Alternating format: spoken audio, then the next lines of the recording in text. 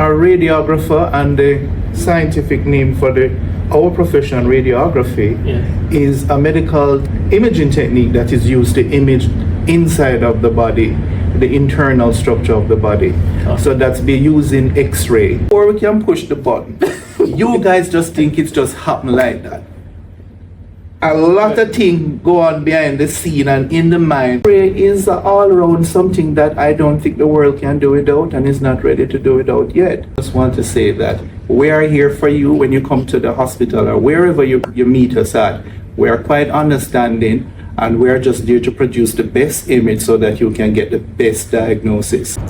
In Office with Dr. Jevon Samuels. Welcome to another episode of In Office. I am Dr. Jevon Samuels. In office with me today is Mr. Phillip Rowe. Welcome to the show, sir.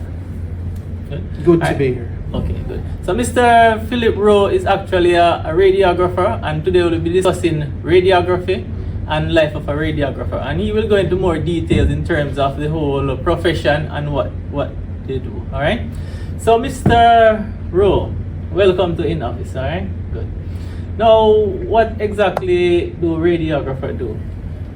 Okay, a radiographer, and the scientific name for our profession, radiography, Yes. is a medical imaging technique that is used to image inside of the body, the internal structure of the body. Okay. So that's be using X-ray.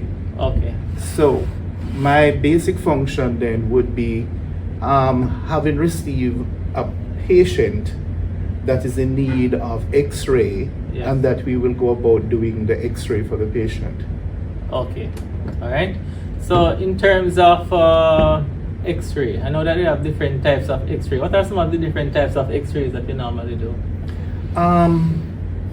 Well, specifically, we have the conventional type, and then we have the computer radiography, and now we're gone to digital radiography, Okay. which is our latest, the digital radiography, because everywhere is going digital now, right? Okay. So, how is the conventional radiography different from the digital? What's the difference in? Cause I know that X-ray normally used to be some electromagnetic radiation in the past. So what are they using now? Why it's so different? I think conventional, from a long time, that's what we had working with. Yes. It's usually involve a X-ray film. So most times you come in contact with anything from X-ray, it's an X-ray film. Yeah. But so people call that 2D, and computer radiography now Yes. is when you actually infuse computer with the technology, you infuse that technology with X-ray. X-ray. So in other words, instead of getting a film, it comes up on a screen. So that would be a computer radiography. Okay. Now with digital, it's even better than that. It also have the combination of the computer with the X-ray. Okay. So, but with digital, it's more defined. The images are more defined. They are more. It's easier. The resolution is easier. It's better to pick up things on the digital, and it offers a wide range of advantage. Okay. So, All right. I know that the radiographer is an essential part of the healthcare team that sometimes probably overlooked by the general public. However, we are different areas, both medical and surgical pathologies normally require X-rays, right? So I know that, for example, I'm a medical doctor, internist field I work in. So I know we have to do to diagnose like pneumonia, we tend to rely on a chest X-ray. But those surgical pathologies such as orthopedics may do for fractures, we require X-ray in those cases as well. And also for sometimes we need it in abdominal pathology, like bowel obstruction, we also use X-ray initially. What are some of the different types of X-ray that you do on a daily basis, and what are the more complicated ones? well, on a daily basis, it's really depend on what clinic might be on at the day. Yes. Because things are rotated or rostered in a way that On some days you get some, your clientele would mostly come from a particular clinic or area of the hospital. But most clients are from orthopedics, which is the bone section of the radiography kind of a thing. Okay. Followed by, I would think, surgery for gastrointestinal problems, and we continue down the line with probably ENT going down that side. But by and far, it's the orthopedics are our main clients. Okay, so medical, so chest X-ray and medical is minute part of the amount of X-ray that you do. No, I wouldn't say chest is a minute part, because virtually when you come to see any doctor anywhere, Yes. they might ask for a chest X-ray, because that actually can say so much about the patient, even without the patient actually knowing what to say to the doctor and why they are at the hospital there. Okay. So a chest X-ray is the most commonest X-ray that could be asked of us, because it contains so much information. If, for instance, somebody are having a cough for more than 7 days, 14 days, if the cough sound bad, like we Jamaicans like to say, Lord, that sound bad. Yes. Consumption on your chest. So you find out that the doctor would most likely ask for a chest X-ray, Yes. from which you can determine what lung condition you have, if there's any, Yes. if there is infection of the upper or lower respiratory tract, tuberculosis, Yes. lung disease, any lung disease. Pneumonia, and the etc. rest. All right. Now, if there's a case in which we have patients and lots of oxygen and severely ill patients, what are some of the techniques that you guys normally do to maneuver these patients? Well, if it's a patient with cylinder for they're having shorter breath, SOB, you find out that those patients would either come to us in a wheelchair or on a stretcher, depending on the severity of the other injuries that they might have, or inabilities that they might suffer. Yes. So if, for instance, we get a patient with SOB in a wheelchair and that's it, then we try to let the patient stay in the chair to do the chest X-ray. Sometimes the patient might just have it, so it depends on the grade of how strong the patient is. Yes. Because sometimes they can come in and they'll be strong enough to stand to do the X-ray versus somebody who just don't have the strength to do that. So we can do it both ways. We can do it for them standing or sitting, but preferably sitting, okay? In an erect position, of course. Okay. I was a medical student. We don't really go to the X-ray department so often, all right? Probably in some cases, like if the person specializes in orthopedics, then they will have the X-ray in the operating theater. But as doctors, we tend not to go to the actual X-ray room often. But normally I have to wear these leather gowns and so forth. And I know normally the healthcare workers, the students that would go there are scared, especially like if they don't have any children, because they worry about radiation, etc. That can cause cancer or maybe infertility. What are the risks of radiation on the body, and how do you guys overcome this or minimize this risk? Well, the risks are real. Let's get that first. Yes. So I think you were alluding to what we would call a lead apron. Yes. A full jacket thing that you put on in front of you to cover the front of you, mainly because your sensitive organs are in front of you. So X-ray, with its damaging effects, would tend to interact with certain sensitive organ of the body. Yes. So therefore, that's how we have the apron come in front of you like that. Okay. But we do have other methods of prevention and method of protection, such as a thyroid shield. Okay. And it has even evolved now that we have goggles, like eyeglasses, depending on where you work in X-ray. Because in fluoroscopy X-ray, interventional X-ray, Yes. the radiologist and the radiographer would come in continuous use with X-ray itself. Okay. So therefore they would need to be protected from the eyes to the thyroid to the overcoating. But the dangers that it proves is because X-ray is ionizing, and it's actually have so much energy that it's interact with your cells of your body and your DNA. Okay. Because of the energy, it basically interacts with the electron of your atom of your cells. Okay. And hit it off and then turn iron, so it become ionizing. Okay. So that's when the dangerous effect of X-ray. But like you say, we only tend to use X-ray when we need it. Okay. So at no point in time should somebody be ordering an X-ray, and that's why it's only a doctor alone and a clinician can order an X-ray. A patient can't step up and say, well, I feel on my hand and I need an X-ray. Because the patient should have to be evaluated first to see if they really do need the X-ray because of the damaging effects of X-ray. the ray itself. Okay. All right, and so let's talk about CT then. I know that CT is like X-ray, like several X-rays grouped together, right? So if the simple X-ray is so damaging, what about CT? Very good question.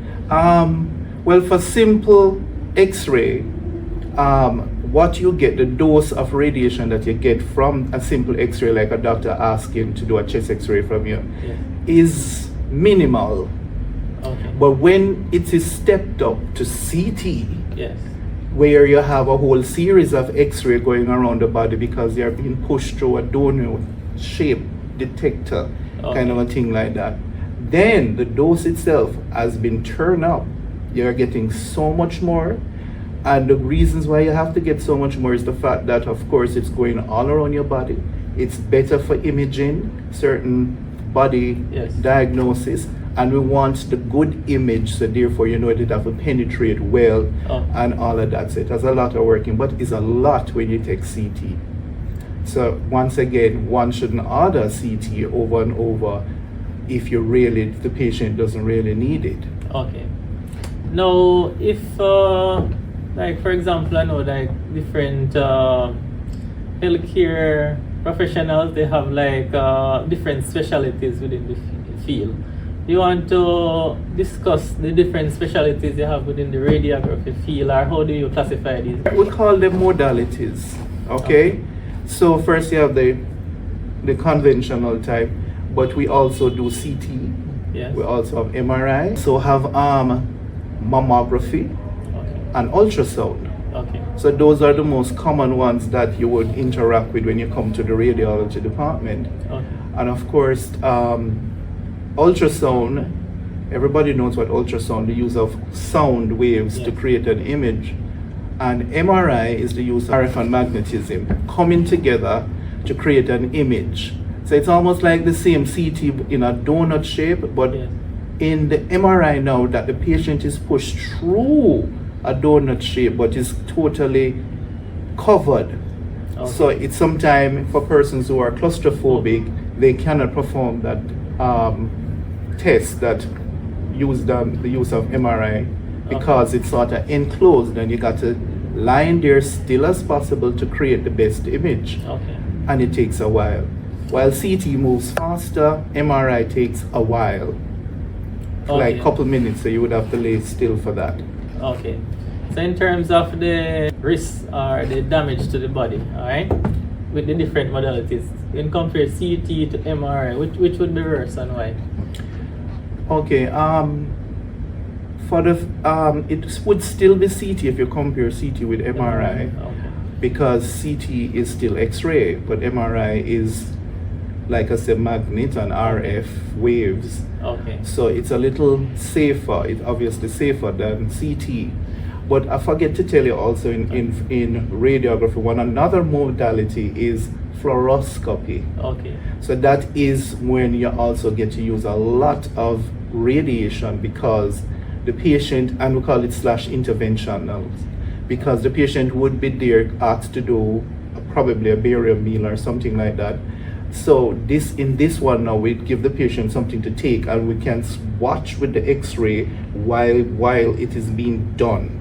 Okay. So we can see the body processing while it is being done. So that also uses a lot of X-ray. Okay, so the barium meal or the barium enema. Right. That's fluoroscopy. Fluoroscopy. Okay, and that is, as in like it It use more intense X-rays than regular conventional, or it's sort of regular conventional, but in the sense that you have to use it so much and for so long, especially because depending on if it's an interventional study. And why I say interventional is because sometimes the surgery department needs to see if the kidney is working or fistula and stuff like that, so they would need to have the guidance of X-ray to actually see and to put in stents and those stuff. Okay. So it would be a process, a long little process, other than the normal X-ray does zap, wait for chest X-ray, so it would use more, but it's still, CT would still use more than it. Okay, no. Alright, so let's zoom in on CT. I know that sometimes you have regular CT, or sometimes you have CT with contrast. You want to explain to us what's the difference? Okay, we have CT, like you say, without contrast, and contrast for the conversation is the fact that is that dye that we tend to use in radiography to, of course, give you intravenously in your vein to make sure that while we are doing the examination and the procedure, that certain structures within your body show up in a particular fashion, especially if there's disease process happening in the particular part of the body.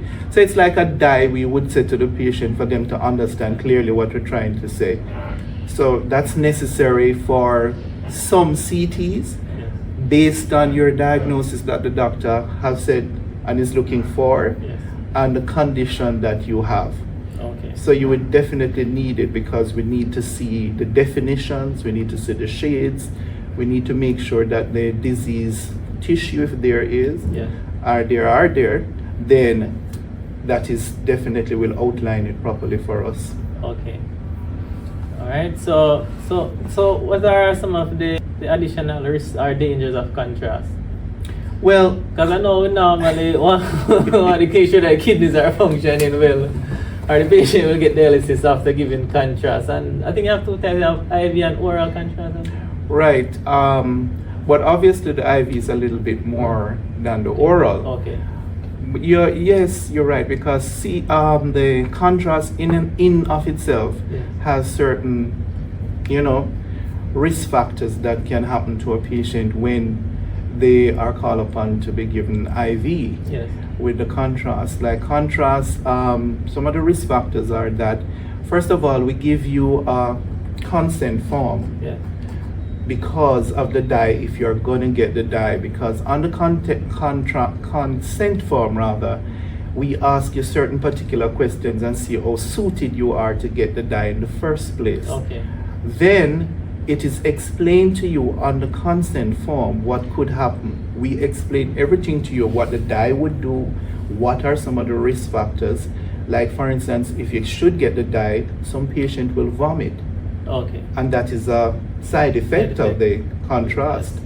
And that is one of the main reasons why when patients are asked to do particular examination that has to do with CT and the giving of contrast, but sometimes they don't know that they're going to get contrast. So we would look on them and tell them not to eat, right? Okay. So, because when you eat, it would make you most likely to have a reaction of vomiting to Okay. what we are, administering.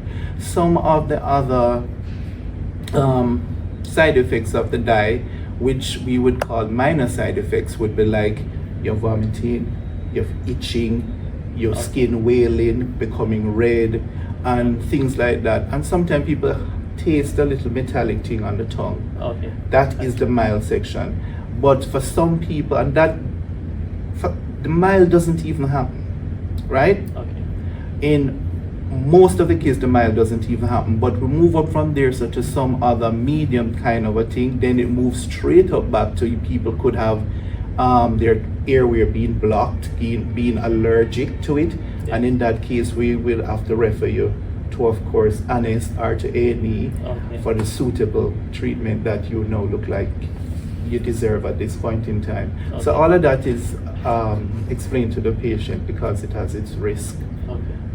Alright, so that's for contrast. So Do you want to like explain some of the other types of tests that radiographical tests that patients would do, and what you would tell the patient before they come for these tests? For example, if someone come to do a chest X-ray, is there anything specific you would need to tell them before? Well, a chest X-ray is something that anybody can do it. You don't need to prepare for it, luckily, because this is in the advent that something happened to you, you're not feeling well, and you rush off to the hospital or wherever that offers it, and then the doctor say you need it. All we need to tell the patient at this particular time for preparation for the chest X-ray is that remove all metallic object from the area specific to the chest X-ray, which would be the chest. So we'll tell you to remove all metals, all chains, all pendants that you might have that would interact with the X-ray and come out on the image. And if you're a female, then we would have to tell you to remove your bra, because sometimes it's lined with a lot of metallic stuff. And if you're a female, obviously you might have a dress, a blouse on that is metallic or have zip or stuff like that. Then we will have to change you, put you into a gown, and then you're good to go to do a chest X-ray. So that's that chest X-ray, abdominal X-ray, just to remove the clothing which might have metallic or artifacts. Alright. So what about, like, for example, an ultrasound? Say someone doing an abdominal ultrasound. Anything specific that they should do before coming? Well, yes, and this is the reason why whenever your doctor writes up that you need a ultrasound, is that some time patients come to the department and think that is something that can be done same time, and there usually is an appointment that goes with that sort of a request. And the appointment is just not because we can't facilitate at the same time, but is mainly an examination that a patient should go home and prepare for. So we also give out instructions sheet to that particular patient as per to do the abdomen. And one of them is, of course, you must have a nice bath, and and you must prepare yourself to be in the department for a couple of hours to go well. And you, of course, need to come with I think it's a 2-liter bottle of water, and you should start drinking from a particular time. And the next reason why you basically have to come and get our instruction from us is because we tend to explain to you, because the drinking is supposed to happen a couple hours before. But when we sit and look and see that sometimes you're traveling, right? So therefore we give you a modification for it, and sometimes our patients are urology patients, and they are old, so they can't keep liquid for too long. Right, so we sort of tell them that this is the reason why we tell you that, of course, come prepared to spend 5 hours with us. It's not because, it's sometimes because when we look at your card, we see what's happening to you. So instead of you drink before you reach the hospital and have to take a bus or taxi and interrupt your ride at the traffic and stuff like that, we will tell you to get here early, get your water, sit here, drink it, and then when you think your bladder is full, then you speak to the receptionist, and then we cue you and do you in that order. So that's a basic requirement for ultrasound, abdomen ultrasound. Right. And what about MRI? So a person should do an MRI. What are some of the preparations that they might need for that? Well, for doing an MRI, depending on where you're doing, if you're doing a brain MRI of the brain rather, then you find out that there isn't much to tell you to do. Sufficing to say you don't have any metal in your head.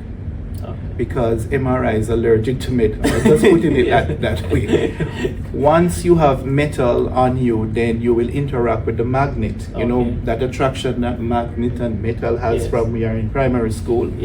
It's the same thing and the same technique, basically, understanding with the magnet and the so if you don't have that, then you're good to go for your brain.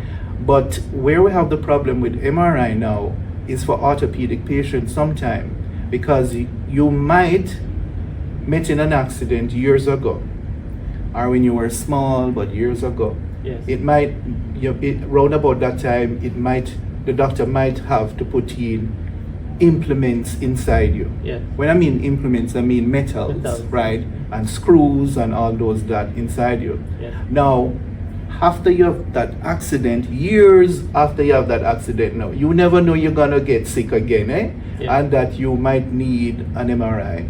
So you find out that if you have that in you, then that is one of the situations that would make you not MRIable. Okay. Right, for that case. And it also means that even if you didn't meet in an accident, all your metals will have to come off you, depending on where your earrings, your chain, your bracelet, your ring, and all those metallic objects would have to come off for you to facilitate an MRI when preparing to do an MRI. Okay. Alright, is there any other aspect that we haven't touched on as it? Because you are the expert in this field. Let us know about X-rays. Well, CT, you know that I MRI. should tell you that we also do mammography. Well, Yes. I think we talk about CT, plain X-rays, MRI. We also do mammography. Okay. So, mammography, of course, is the study of using X-ray to image the breast. Yes. And we also have computer mammography, just like how we have computer radiography, we have computer mammography, which is of course, the coming together of the computer with the X-ray to produce the image that comes on screen of a computer. So that is the mammography, computer mammography. So that, of course, is the breast, the imaging of the breast. So we do have that too. I think we have spoke about ultrasound. And we did talk about fluoroscopy, which seemingly is a dying art now, because fluoroscopy hardly anywhere does fluoroscopy anymore. Okay. But Alright. Now, back to MRI, right? I think in the past I've heard of persons die while undergoing an MRI. What would be some of the reasons, or you have never heard of that? well, my limited should I say exposure with MRI is Alright. based on where I work. Yes. But sufficing to say, I've never heard of somebody dying from doing an MRI. It might have been through the particular condition, but probably not from MRI, unless they were having a reaction to the dye that is given for MRI too. Because just like how CT is given a contrast media, MRI has its contrast media too. But I've never heard of, and I don't think that somebody who would have a implement of metal in them would not know before. Oh, and it's it's very important that you ask that. I should tell you also, for orthopedic patient, if you had a broken area and you are asked to do an MRI, and the doctor will ask you if it's on the same area, if you have metal in there. But patients are, some remember, some don't remember, Okay. but you can't trust it with an MRI. Yes. So what sometimes happens is that the clinician will still write up for the patient to do an X-ray of the area to make sure it's free of metals, Okay. so that the patient now become MRIable, Okay. or you're more compatible to do MRI. Okay. So that too, because we don't want the obvious effects of Okay. magnet on that. And I should also tell you that we have certain metals that are MRI friendly, Okay. that if you have those in, those can go in the MRI machine. I think they're non-ferrous, I think that's the term. Okay. And they're titanium and stuff like that. Okay. So those are MRI friendly. Okay. You can actually have them in and do them. But Okay, good point. Because outside I of wasn't that. aware of that. Mhm. Alright, now, so if the person are here on this program listening, like the requirements to become a radiographer and the years of studies, you want to touch on that a little bit? Okay. Like requirements, I know that normally science subjects should be required in general, biology, chemistry, physics, but what about like the number of years of studies, and what are some of the courses that you guys normally take? I think the number of years of studies is 3 or 4 years. Yes. And I think they are in a transition period now, because I think I'm hearing that they are going to be start doing some sort of what we would call modalities attached to the general radiography. So instead of the person being graduated just with radiography, Yes. then at some point in time throughout the study, they are asked to choose one of the modalities, whether it be CT, MRI, or what to come. So I think that would either push it up to 4 years or little bitish like that. You can all do your own checks because it's at the University of the West Indies, but I think that's it. But it's usually within that span of time rather. Okay. All right. So can you tell us about your studies then? What you did initially? In your time? Well, it's a lot of things to do when you're doing radiography. You have to do anatomy and physiology. Yes. You do psychology. You do pathology. Okay. You do physics, radiation physics versus general physics. You do patient care and administration. Okay. It's really a litany of things. Then you do technique, radiographic technique, Okay. Positioning. I would like to put this one as some patient care management takes care of all of that, because not only that you are taught the general radiography, there are certain areas in radiography like fluoroscopy for real, Yes. that you would have to be taught how to do with an aseptic procedure, Okay. right? How to pull out this, how to stay far from the table, how to not to contaminate, Okay. and how to help the radiologists carry out the function without, Okay. So you have that too. It's really a lot of things. We even do medical terminology, we do a little bit of pharmacy.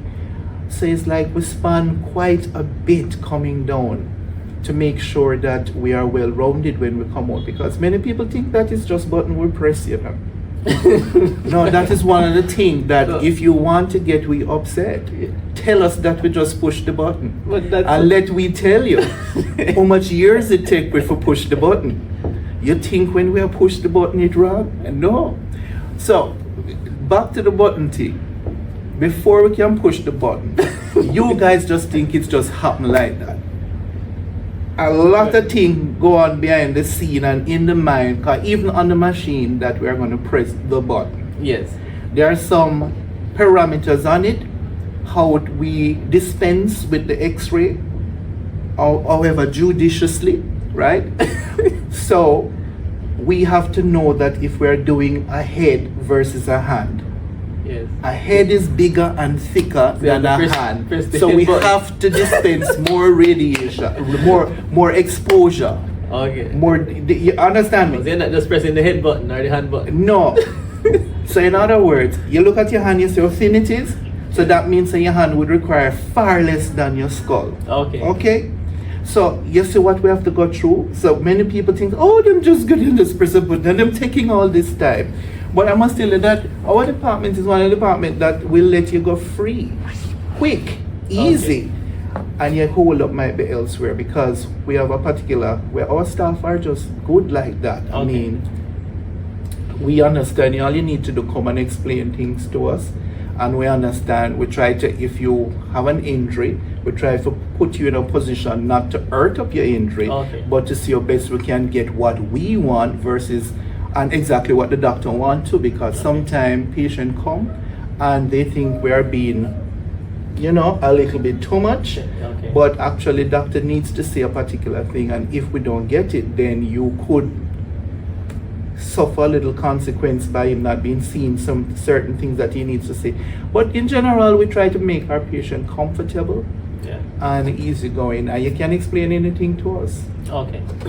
Wanted was to give you a rounded look of X-ray and its use, because apparently many people think that the only place X-ray user is in a hospital setting, and it isn't.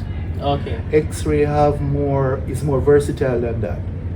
X-ray is in dentistry. When you go to dentistry and stuff, dentists and like that. That's true. And X-ray is also in industries. Okay. And you even get the X-ray in the airports, right? Okay. Those X-ray are high-powered X-ray to power through all of that at the airport. And X-ray is used in industry. It's used for the accuracy and the when you're doing like certain pipe making and stuff like that, for make sure that there are no leaks in it and stuff like that. X-rays. So X-ray is all around something that I don't think the world can do without and is not ready to do without yet. Okay. And anywhere you have a radiology department, it is certainly the how should I put it, the lifeblood of an hospital, or anywhere it is, Yeah. because of the many diagnostic tests and confirmation, and you can find out when you decide to use the radiology department.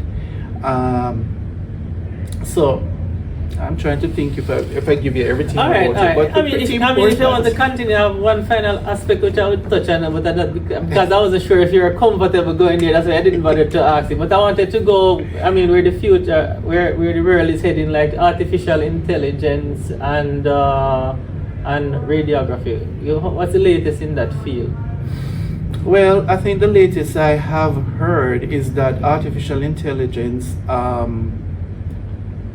is being used to make, when I say make diagnosis, is to read the images. Right. Okay. And that is usually the job of the radiologist. Okay. So I'm getting that the artificial intelligence now can possibly look at a film, not a film, but look at an image and then write the report for the particular image, saying what is on the image.